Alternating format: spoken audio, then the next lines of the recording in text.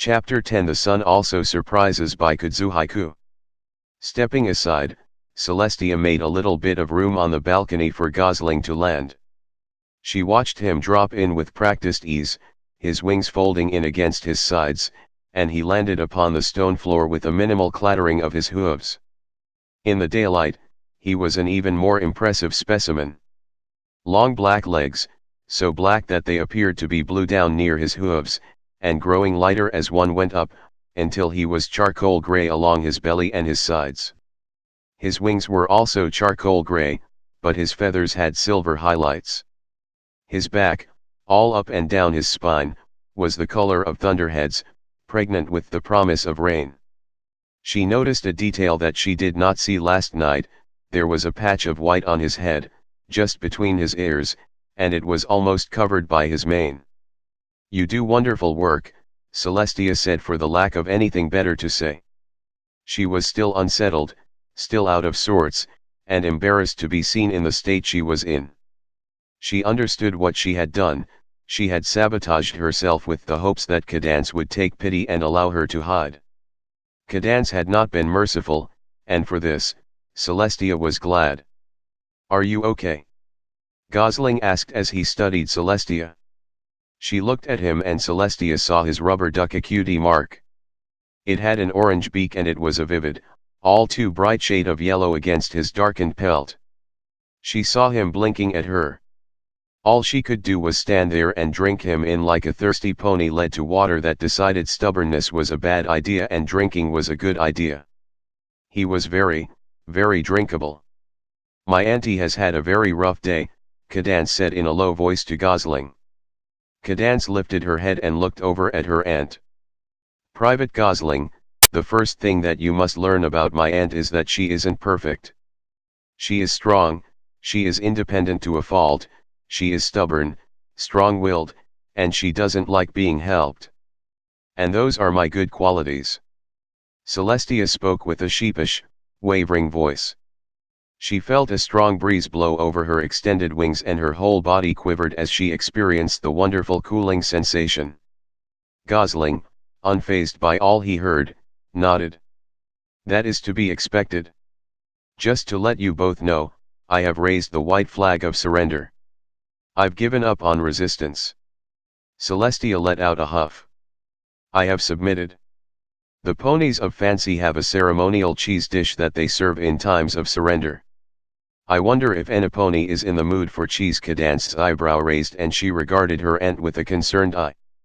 "I could go for a little cheese." Celestia blinked.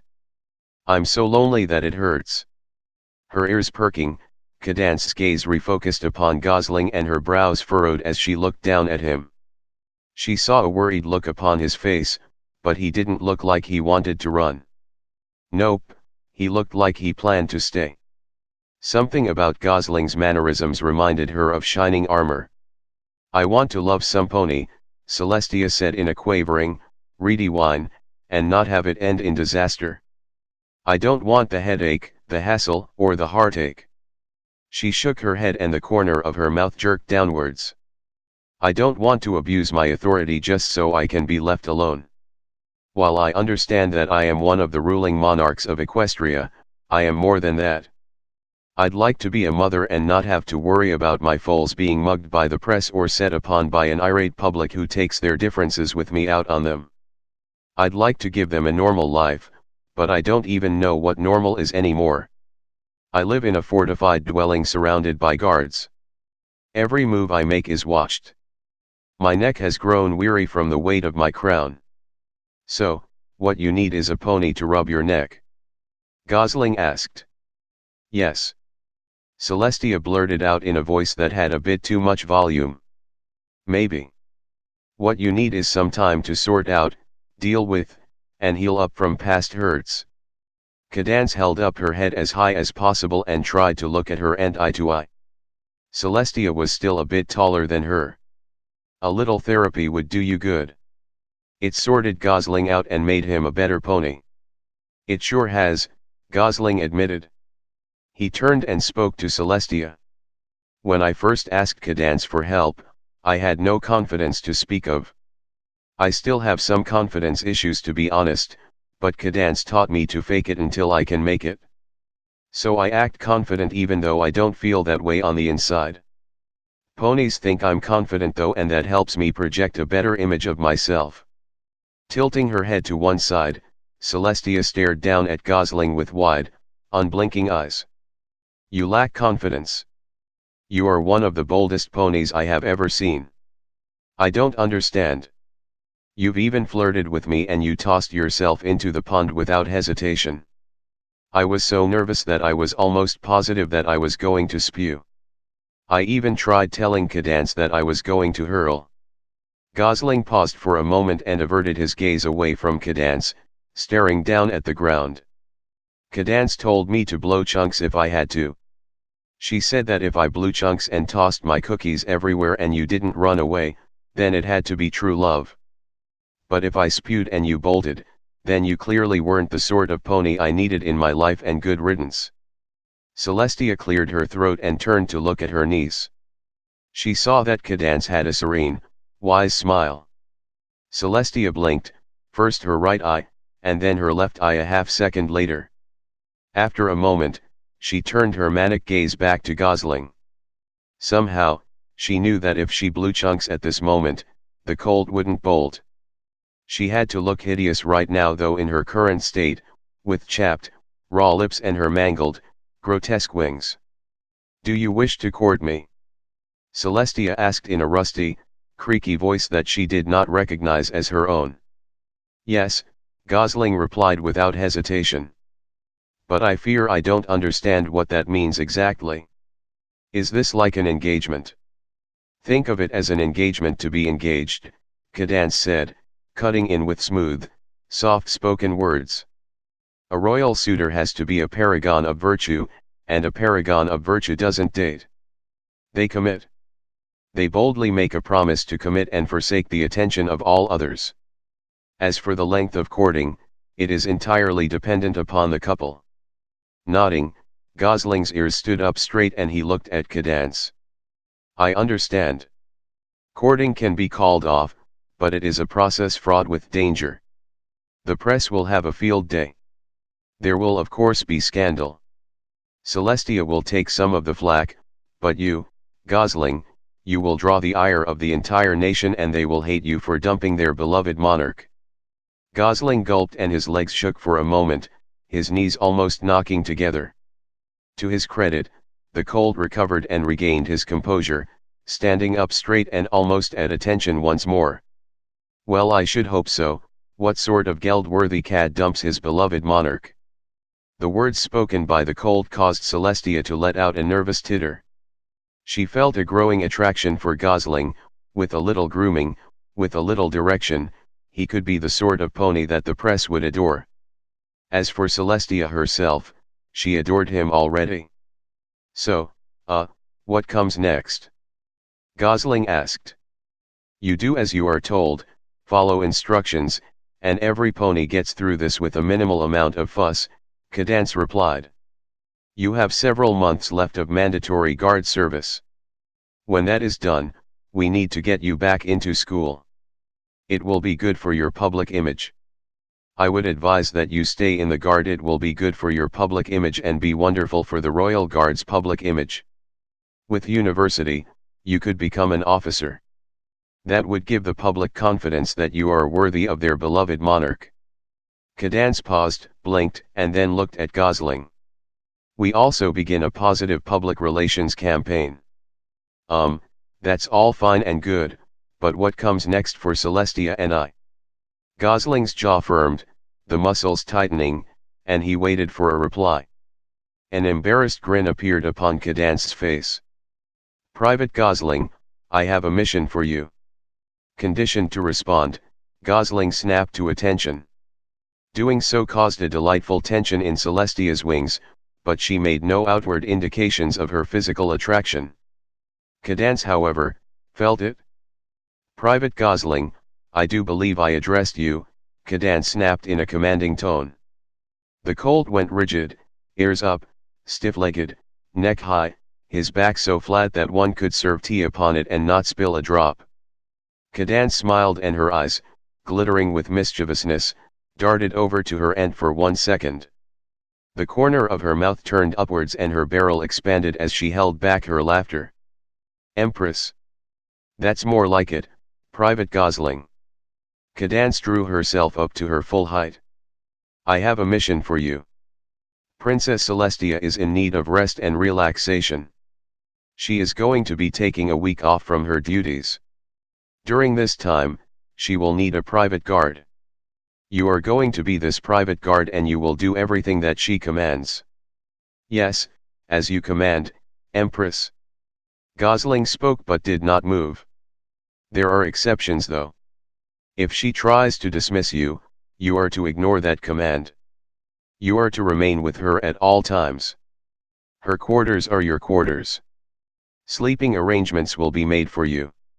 You are to look after her every need, obey her every command, and see that she is cared for. Of course, Empress. Gosling remained standing and staring straight ahead. Be careful, she cheats at cards, Cadance. And denies it.